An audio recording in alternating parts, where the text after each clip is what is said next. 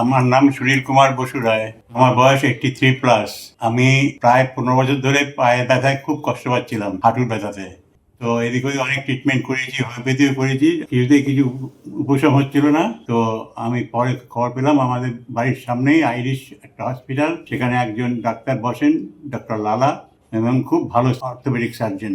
তো ওনার কাছে আমি গেলাম, উনি আমাকে দেখে বললেন, তো আপনার অপারেশন করতে হবে। তো প্রথমে বাঁ পাটা অপারেশন করার ডেট নিলেন। বাঁ পাটা অপারেশন করার পরে আমি ওই বাঁ পায়ের আর কোনো প্রবলেম পাচ্ছিলাম না। তারপরে প্রায় প্রায় 2.5 থেকে 3 মাস পরে আসলাম, এসে এই ডান পায়ের জন্য ওনার কাছে ট্রিটমেন্টের জন্য বললাম যে আপনি এটা এবার অপারেশন করুন। তা উনি আমাকে এটা ডেট দিয়ে ইনিশিয়ালি যা ট্রিটমেন্ট করার করে তিনি তারপরে উনি আমাকে অপারেশন করলেন। অপারেশন করার পরে এখন আমি দেখতে পাচ্ছি প্রায় 1.5 মাস, 1 মাসের উপরে হয়ে গেছে। 1.5 মাস ধরে রেস্ট নেওয়ার পরে ফিজিওথেরাপি করেছি। ফিজিওথেরাপি করার পরে আমি এখন অনেক সুস্থ আছি এবং আমি ফ্রিলি হাঁটতেও পারছি, সিঁড়ি দিয়ে ওঠা নামা সবই আমি করতে পারছি এখন।